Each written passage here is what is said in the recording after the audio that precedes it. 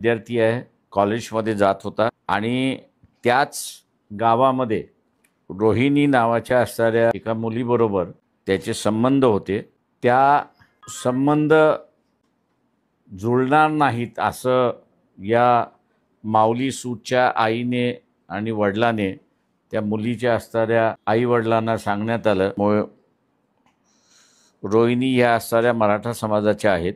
त्याच दिवशी माऊली सूतला चिठ्ठी पाठवून घरी बोलवण्यात आलं आणि चिठ्ठी बोलून आल्यानंतर त्याला असणारा बेदम मारण्यात आलं।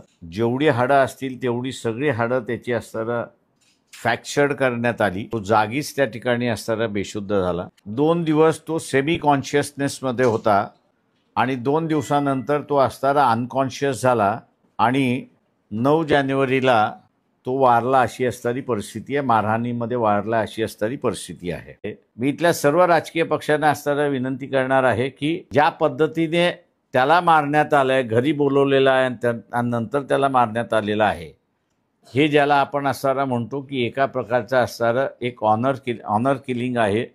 स्वतःच्या जातीचं वर्चस्व या भावनेतून त्याला असणारं जे मारण्यात आलेलं आहे ते मी असणारा मानतो त्या ठिकाणी सिरियसनेस आहे। याला कुठल्याही राजकीय पक्षाच्या कार्यकर्त्याने म्हणा किंवा तिथल्या असणारे BJPचे आमदार आहेत, राष्ट्रवादीचे आमदार आहेत, काँग्रेसचे आमदार आहेत, ह्या कोणीही त्यांच्या कुटुंबाला त्या ठिकाणी असणारा भेट दिलेली नाही। माननीय मुख्यमंत्री यांना असणारा विनंती करतोय की महाराष्ट्रामध्ये असणारा अशा पद्धतीचं ऑनर किलिंग व्हायला सुरुवात झालं तर महाराष्ट्र आणि हरियाणा याच्यामधला काहीच फरक राहत नाही अशी असणारी परिस्थिती आहे।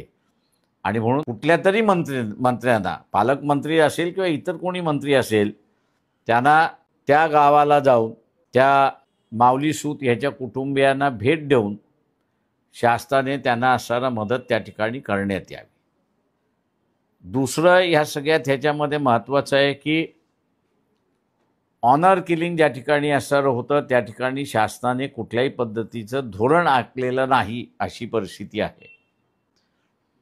तेव्हा शासनाला आम्ही असणारा विनंती करतो की जी SC STच्या संदर्भातला असणारा अत्याचाराच्या संदर्भातलं किंवा त्यांचा असणारा खून करण्यात आल्याच्या संदर्भातला जो GR काढण्यात आलेला आहे तो GR जशाचा तसा या ऑनर किलिंग जे आहे त्या ऑनर किलिंगला सुद्धा त्यांनी लावण्यात यावा।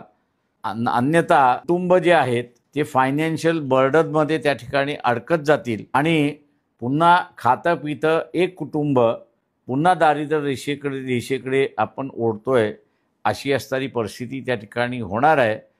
तेव्हा महाराष्ट्रातल्या जनतेचं मी असं आवाहन करतोय की प्रेमातून जे असणारा खुनाचा प्रकार असणारा होतोय तो आपण थांबवण्यासाठी पावलं उचलली पाहिजेत। पक्षाच्या वतीने जी मदत आहे ती पूर्ण मदत आम्ही त्यांना असणारं त्या ठिकाणी देतोय, पण शासन या सूत यांच्या पाठीमागे आहे हा संदेश तिथे गेला पाहिजे। आणि म्हणून म्हटलं की मंत्री म्हणा किंवा मुख्यमंत्री म्हणा कोणीतरी जाऊन त्या ठिकाणी भेट देणं गरजेचं आहे असं मी त्या ठिकाणी मानतो।